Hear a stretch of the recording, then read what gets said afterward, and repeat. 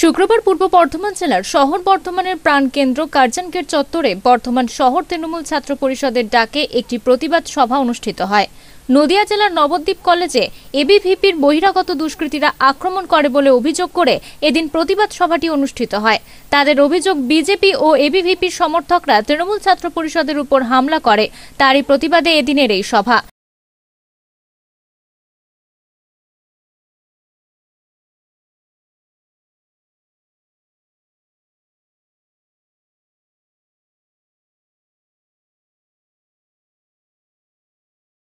আছেন আমাদের প্রাক্তন ছাত্র নেতা ভাই শুভাশিস তপন সহ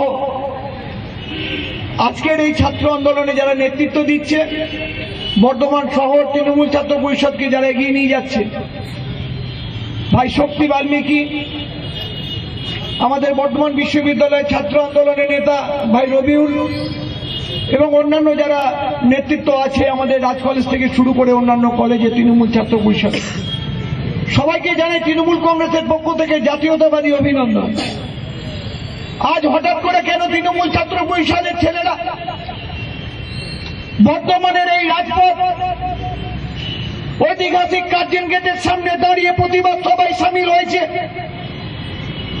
আমরা এখানকার পথ চলতি মানুষদের, আমার কণ্ঠস্বর যারা শুনতে পাচ্ছেন সেই সকল শ্রোতা বন্ধুদের জানাতে চাই, রাজনৈতিক দলের ছাত্র সংগঠন করে যারা সারা বাংলায় একটা অরাজকতা তৈরি করতে চাইছে, আবালে বৃদ্ধ বনিতা সংখ্যালঘু থেকে আদিবাসী ছাত্র যুব সকলের জন্য মমতা বন্দ্যোপাধ্যায় প্রকল্প পরিশ্রম করে যাচ্ছে। তোমাদের সাবধান হওয়ার জন্য বলছি, আর আমাদের কর্মীদের সংযত থাকার জন্য বলছি। আমাদের কর্মীদের একটাই কথা বলবো, আমরা পথে নামবো, আন্দোলন করব। আজকেও কার্জন গেটের বুকে দাঁড়িয়ে আমাদের শহর তৃণমূল ছাত্র পরিষদের পক্ষ থেকে আমরা প্রতিবাদ আন্দোলনের সংগঠিত হয়েছি। আমরাও জনগণকে আমাদের আপনারা জানেন, নদিয়া জেলার নবদ্বীপ কলেজে বহিরাগত বিজেপির দুষ্কৃতী বা এবিপির ছেলেদের দ্বারা আমাদের ছাত্র পরিষদের ছেলেদের উপর আক্রমণ করা হয়েছিল। তারই প্রতিবাদে বর্ধমান শহর তৃণমূল ছাত্র পরিষদের ডাকে আমরা এখানে একটা প্রতিবাদ সভা আয়োজন করেছি, আর এখানে আমরা উপস্থিত হয়েছি। এর আগের দিন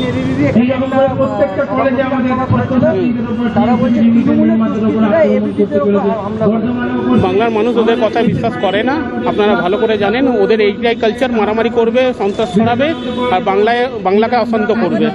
ওনারা ভুলে গেছেন কি 34 বছরের সন্ত্রাসকারী দল সিপিএমকে তাড়িয়ে তৃণমূল কংগ্রেস ক্ষমতায় এসেছিল। তো ওনারা যদি ভাবেন কি এই সন্ত্রাস ছড়িয়ে মিথ্যাবাদী প্রচার করে বা আমাদের ছাত্রছাত্রীদের মেরে আক্রমণ করে ওরা বাংলায় ক্ষমতায় আসবেন, ওনারা মুখ্য সড়কে বাস করছেন। উনিদের পরিষ্কার বলে দিচ্ছি, সামনের দিনে লড়াই খুবই কঠিন হবে। যদি ওনারা আগে বেরিয়ে লড়াই করতে আসে, তৃণমূল ছাত্র পরিষদও সামনে দাঁড়িয়ে থাকে লড়াইটা করবে।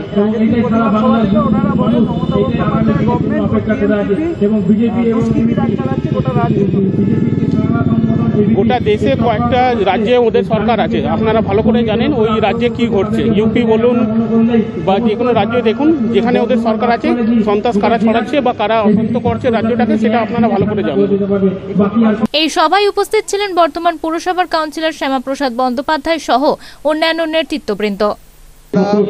3 দিন আগে নবদ্বীপ কলেজে তৃণমূল ছাত্র পরিষদের কর্মীদের ওপর এবিভিপির নাম দেওয়া বহিরাগত কিছু বাইরের ছেলে গুন্ডারা আক্রমণ করতে আসে, সাধারণ ছাত্রছাত্রীদের প্রতিবাদ করে এবং তৃণমূল ছাত্র পরিষদের কর্মীরা কিছু আহত হয় এবং তারা কি পরে হাসপাতালে চিকিৎসায় ভর্তি হয়।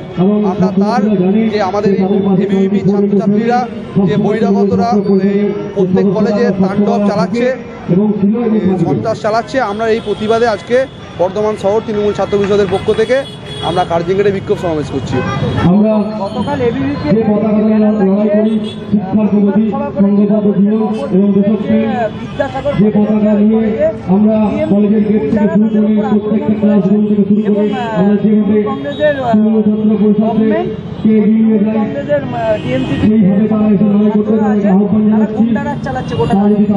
দেখুন, ওরা অনেক কিছুই বলতে পারে।